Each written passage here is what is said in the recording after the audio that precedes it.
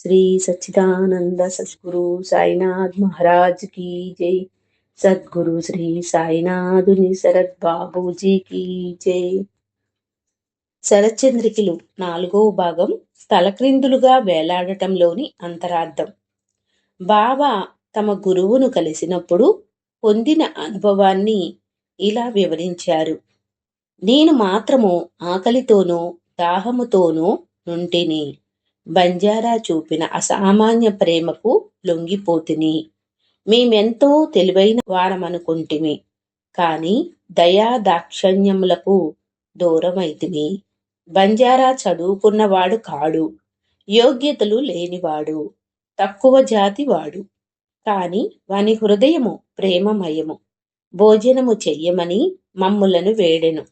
ఈ విధముగా ఫలాపేక్ష లేకుండా ఎవరైతే ఇతరులను ప్రేమించెదరో వారు నిజముగా నాగరికులని యోంచి వాని ఆతిథ్యము ఆమోదించుటయే జ్ఞానమునకు ప్రథమ సోపానమని అనుకుంటిని. మిక్కిలి మర్యాదతో అతడు పెట్టిన భోజనము నేను అనగా బాబా తిని నీళ్లు త్రాగితిని. అప్పుడు వారు నాతో వచ్చుటకిష్టపడిదరా? మీకు కావలసినదేదో నేను చూపెదను. నాయందు విశ్వాసమున్న వారికే జయము కలుగును అనిరి. అంతటా వారు నన్ను ఒక బావి వద్దకు తీసుకొని పోయిరి. నా కాళ్లను తాడుతో కట్టి నన్ను తలక్రిందులుగా ఒక చెట్టుకు గట్టి బావిలో నీళ్లకు 3 అడుగులు మీదుగా నన్ను వేలాడదీసిరి. నా చేతులతో గాని నోటితో గాని నీళ్లను అందుకొనలేకుంటిని. వారు నన్ను ఈ విధముగా వేలాడగట్టి ఎచ్చటికో పోయిరి. 4-5 గంటల తర్వాత వారు మరలా వచ్చి నన్ను బావిలో నుంచి బయటకు తీసి ఎట్లుంటివని అడిగిరి. ఆనందముతో మునిగియుంటిని. నేను పొందిన ఆనందమును నా వంటి మూర్ఖుడెట్లు వర్ణించగలడు అని నేను జవాబిచ్చితిని.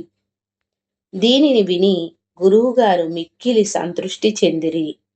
వారు నన్ను దగ్గరకు చేరదీసి నా వీపును తమ చేతులతో తట్టి నన్ను వారి వద్ద నుంచుకొనిరి. తల్లిపక్షి పిల్లపక్షులను జాగ్రత్తగా చూచునట్లు నన్ను వారు కాపాడిరి. నన్ను తమ బడిలో చేర్చుకొనిరి. అది చాలా అందమైన బడి. అక్కడ నేను నా తల్లిదండ్రులను మరచితిని. నా అభిమానమంతయు తొలగెను. నాకు సులభముగా విమోచనము కలిగెను. గురువుగారి మెడను కౌగలించుకొని వారిని తదేక దృష్టితో నెల్లప్పుడూ చూచుచుండవలనని అనిపించేది. నా గురువే నాకు సమస్తముగా తోచుచుండెను. నా ఇల్లు, నా ఆస్తి, నా తల్లిదండ్రులు అంతయు వారే.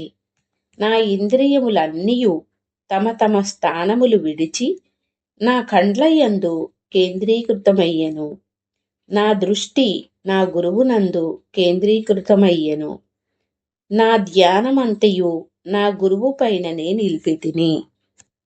నాకు ఇంకొక దానియందు సృహ లేకుండెను. వారిని ధ్యానము చేయునప్పుడు నా మనసు నా బుద్ధి స్తబ్దమగుచుండెను. నిశ్శబ్దముగా వారికి నమస్కరించితిని. శ్రీ సాయి సచ్చరిత్ర 32వ అధ్యాయం. గురువుగారు బాబా తమ గురువు కోసం అన్వేషిస్తూ ఆయనను కలుసుకున్నప్పుడు తమ గురువు తమకు భోజనం పెట్టారని చెప్పారు. అక్కడ భోజనం అంటే జీవితం. బాబా గురువు ఆయనను తలక్రిందులుగా ఒక బావిలో వ్రేలాడదీశారు. ఆ సమయంలో బాబా అవధులు లేని ఆనందాన్ని అనుభవించారట. బాబా తరచుగా ఉపమానాలతోనూ సాంకేతాత్మకంగానూ మాట్లాడేవారు. తమ గురువు వంజారి అని ఆయన చెప్పారు. వంజారి అంటే వర్తకుడు, సమాజములో దిగువ తరగతికి చెందినవాడు, కాయా కష్టం చేసి జీవించేవాడు. ఆ వంజారియే బాబాను బావిలో తలక్రిందులుగా వేలాడదీసినది, బాబాకు ముక్తిని ప్రసాదించినది. అప్పటిదాకా బాబా అనుకున్నదంతా తలక్రిందులయ్యింది. ఆయన అస్తిత్వం అంతా తలక్రిందులయ్యింది.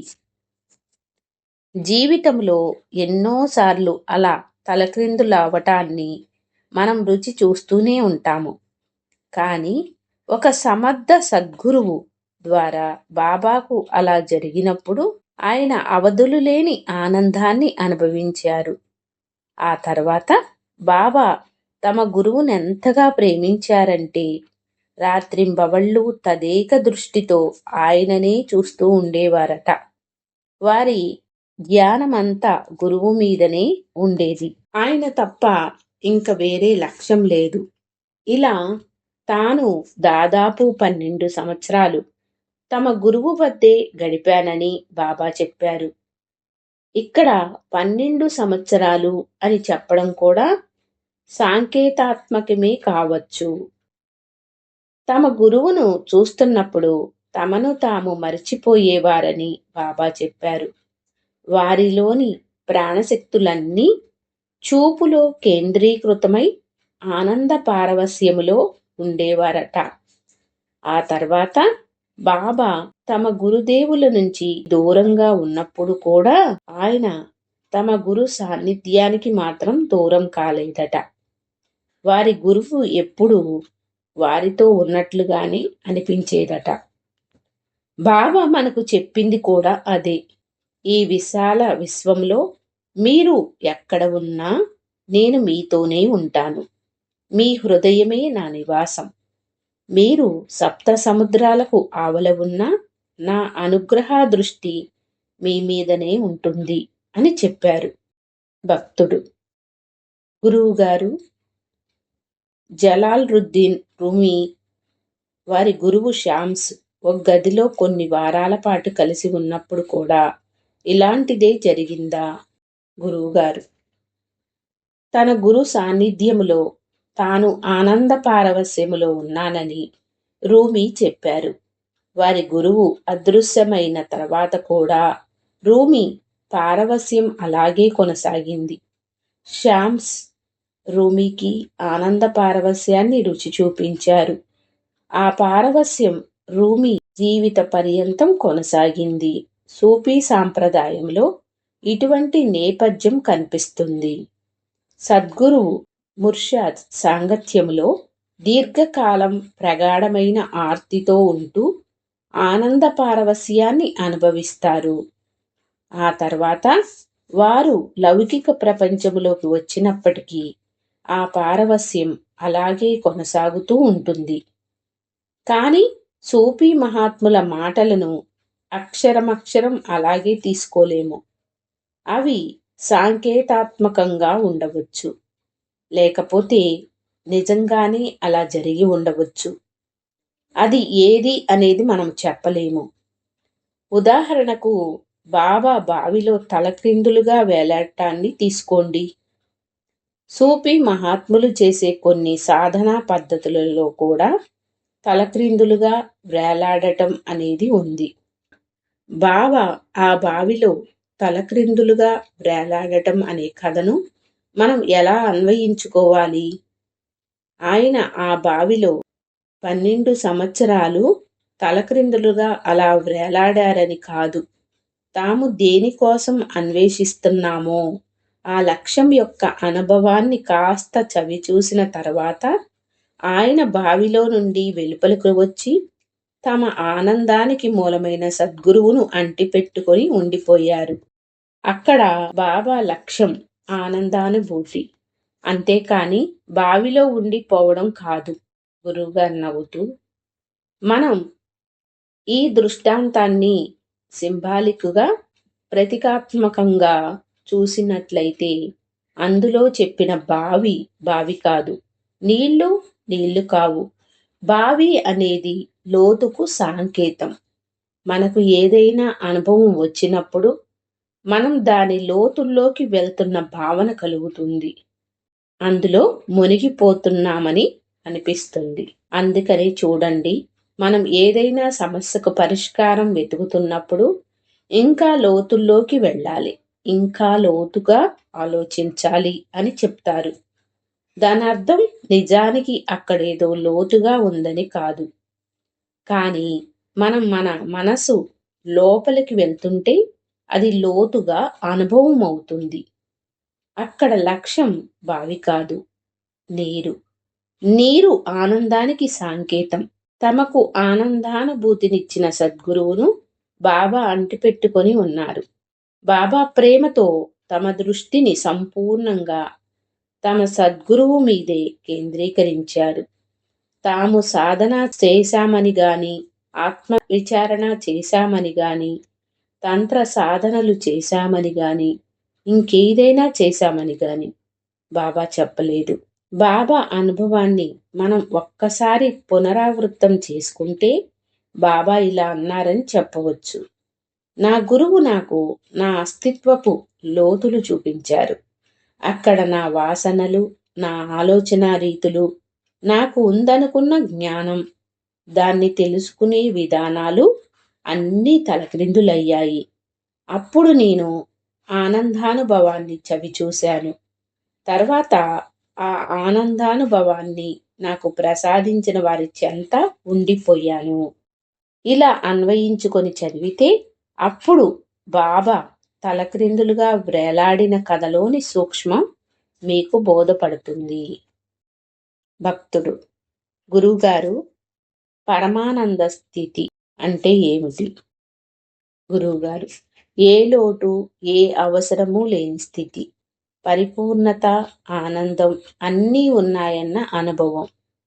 తమ ఇంద్రియాలను, ప్రాణశక్తులను తమ గురువు మీద కేంద్రీకృతం చేసి 12 సంవత్సరాల పాటు గురువును అంటిపెట్టుకోగలిగిన సామర్థ్యం ఉన్న శ్రీ సాయిబాబా వంటి వారికి అలాంటి అనుభవం సాధ్యం అవుతుంది. ఆ అనుభవం మనకు కూడా లెస్సమాత్రంగా వివిధ మార్గాలలో రావచ్చు.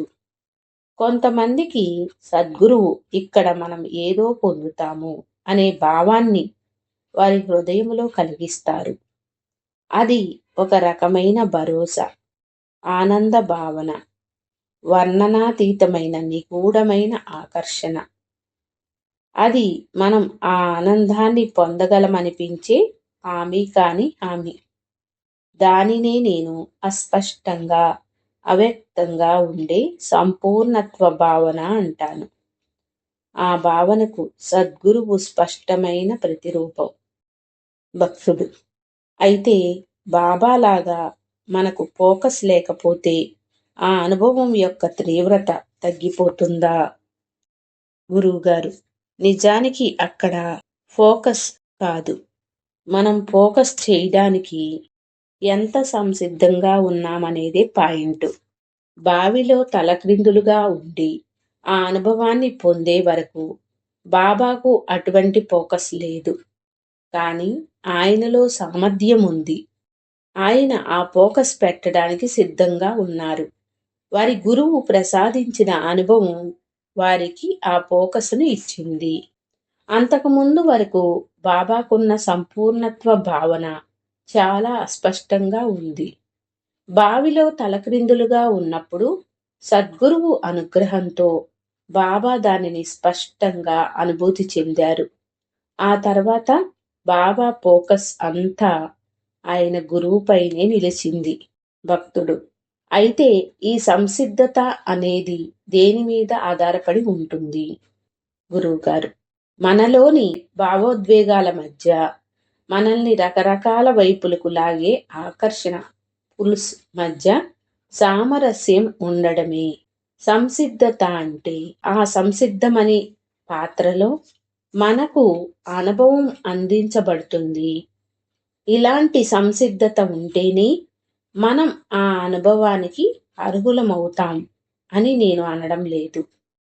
ఈ విధమైన అర్హతే ఉండాలన్నా అతి ఆలోచన వద్దు. అలా చేస్తే మీకు అవసరం లేని దానికోసం ఎప్పుడూ అన్వేషిస్తూనే ఉంటారు. అది మీకు దొరకదు. ఒకవేళ మీకు అది దొరికినా మీరు ఆనందంగా ఉండరు. మనం పొందే అనుభవం మన స్వభావానికి, మన వ్యక్తిత్వానికి, మన అవసరాలకు, మన కోరికలకు అనుగుణంగా ఉంటుంది. అప్పుడు మనం చెప్పుకున్న సామరస్యత వైపుగా నిజమైన ఎదుగుదల ఉంటుంది. భక్తుడు: గురువుగారు, కష్టాలు ఎదురైనప్పుడు వాటిని మనం ఎదుర్కోవాలని మీరు చెప్పారు. అటువంటి ఇబ్బందికరమైన పరిస్థితులలో మేమెలా ఉండాలి? గురువుగారు: కష్టాలలో ఉన్నప్పుడు మీరు తట్టుకొని నిలబడగలిగితే వాటి నుండి బయటపడడానికి మీవైన మార్గాలను మీరే అన్వేషించుకోవాలి. ఆ అన్వేషణ, ఆ ప్రయత్నమే మీరు ఆ పరిస్థితుల నుండి పారిపోకుండా తట్టుకొని నిలబడడానికి కావలసిన శక్తినిచ్చి వాటిని ఎదుర్కోవడానికి మీకు ఒక క్రొత్త మార్గాన్ని చూపుతుంది. మీలో లోపిస్తున్నది ఏమిటో మీరు తరచి చూసుకోవడానికి దోహదపడుతుంది.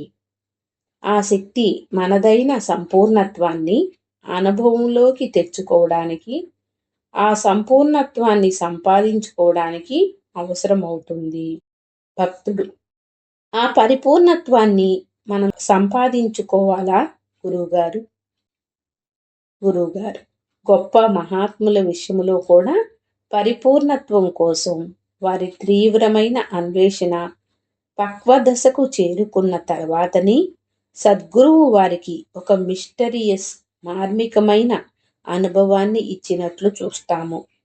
కానీ వారి ఆధ్యాత్మిక సాధన అనబడేది ఆ అనుభవం తర్వాతే మొదలవుతుంది.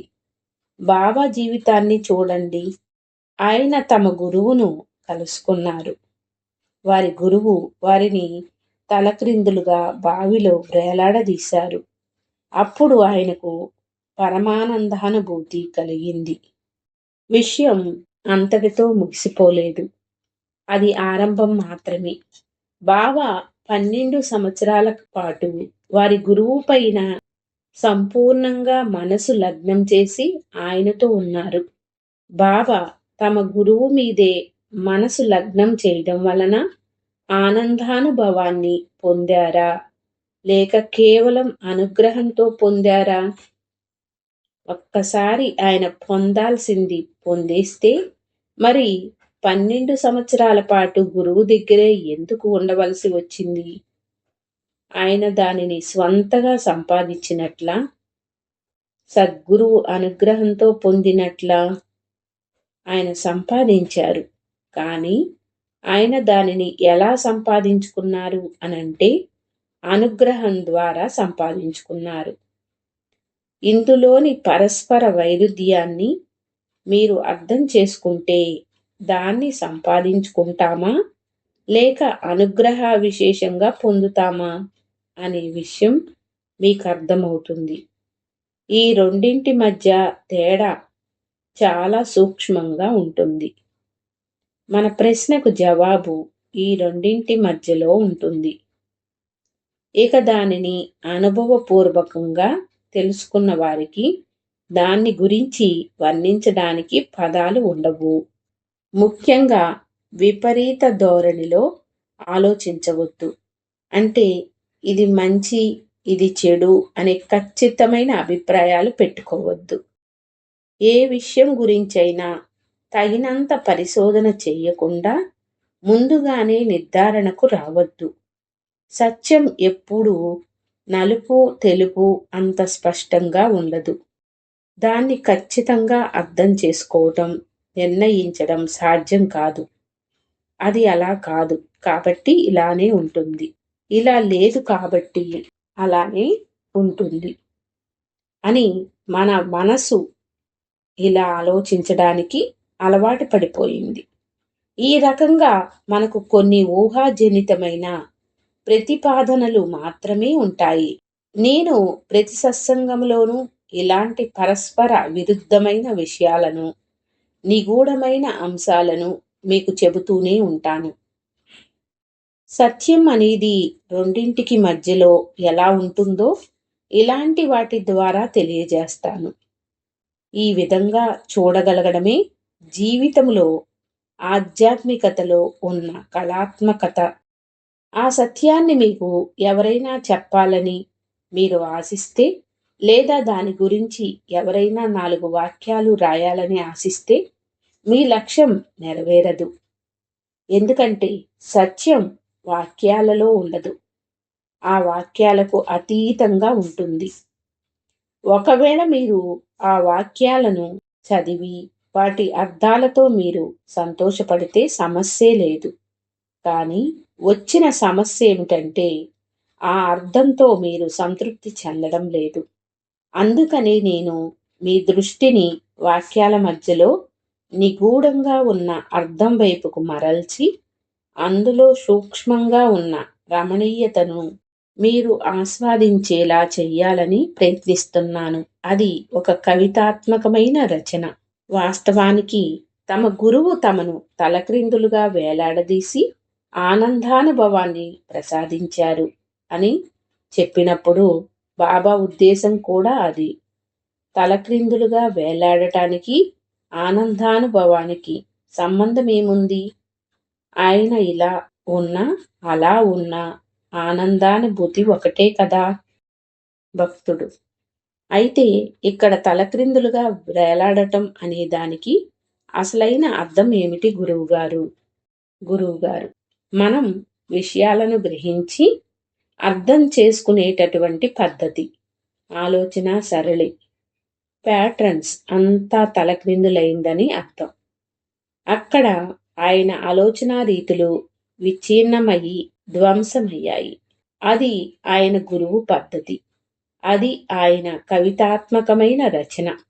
భక్తుడు: గురువుగారు, మేము ఏ విషయాన్నైనా ఎప్పుడూ అలవాటుగా ఒకే విధంగా అర్థం చేసుకుంటాము, ఒకే విధంగా ఆలోచిస్తుంటాము. ఏదైనా విషయాన్ని తెలుసుకోవడానికి మాకు తెలియని మరో పద్ధతి ఏదైనా ఉండాలి.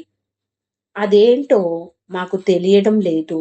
గురువుగారు: మీరు ఏ విషయాన్నైనా మీ ప్రత్యేకమైన ఆలోచన రీతులలోనే అర్థం చేసుకుంటారు. ఆ మూస ఆలోచన రీతులను వదిలించుకోమని చెప్తున్నాను. మీ అవగాహన, మీ అభిప్రాయాలు, వీటిని ఆలోచన రీతులు అని మీరు అనుకుంటారు. కానీ ఏ విషయాన్నైనా అర్థం చేసుకునే విధానం కూడా ఒక ఆలోచన రీతే. మనకు అన్నిటికన్నా వదిలించుకోవడం కష్టమైన ఆలోచన రీతి ఏమిటంటే విషయాలను మనం అర్థం చేసుకునే విధానం. అది మీలో అత్యంత సూక్ష్మమైన స్థాయిలో ఉంటుంది. దానిని పరిశీలించుకోమంటున్నాను. భక్తుడు: అలా అయితే మీరు మమ్మల్ని పూర్తిగా మార్చివేయాలేమో కదా గురువుగారు. గురువుగారు: అది చెయ్యడానికే నా ప్రయత్నం అంతా. అందుకనే నేను మీలోని ఆలోచన రీతులను ముక్కలు చేసి ఆ సూక్ష్మమైన స్థాయిలో ఉన్న రమణీయత పైకి మీ దృష్టిని మరల్చడానికి ప్రయత్నిస్తున్నాను. నా దృష్టిలో ఇక్కడ పదాలు అంత ముఖ్యం కాదు, జరిగే ప్రక్రియే ముఖ్యం. ఏదో ఒకరోజు మీరు వాస్తవాన్ని వాస్తవంగా చూస్తారు. మీరు అలా చూసినప్పుడు మీకు నిజమైన ప్రేమను చూడగలిగే స్థైర్యం వస్తుంది. ఎందుకంటే అప్పుడు మనసు పనిచేయడం ఆగిపోతుంది. అది చేసే వ్యాఖ్యానాలు, ఇంటర్ప్రిటేషన్స్ ఆగిపోతాయి. నిజమైన కమ్యూనికేషన్ ప్రారంభమవుతుంది. అప్పటి వరకు ఇలానే సాగిపోతూ ఉంటుంది. నేను అనుకోవడం మీరందరూ ఇక్కడ ఉండేది మీ మనసు చేసే వ్యాఖ్యానాలను ఆపుకోవడానికి. ఆ వ్యాఖ్యానాలను అసత్యమని మీరు తెలుసుకోక తప్పదు. అప్పుడు మీకొక అనుభవం వచ్చి మీ అభిప్రాయాల్ని, ఆలోచన రీతుల్ని చిన్నాభిన్నం చేస్తుంది. ఆ తర్వాత కొంతకాలానికి మనసు అలసిపోయి నిస్సెత్తువై అమ్మో ఇక ఏ వ్యాఖ్యానాలు వద్దు అని అంటుంది. అప్పుడు మనసు వాస్తవాన్ని చూడడం మొదలు పెడుతుంది. అప్పుడు మీకు ఆనందానుభూతి మొదటిసారిగా లెస్స మాత్రంగానైనా అనుభవంలోనికి వస్తుంది.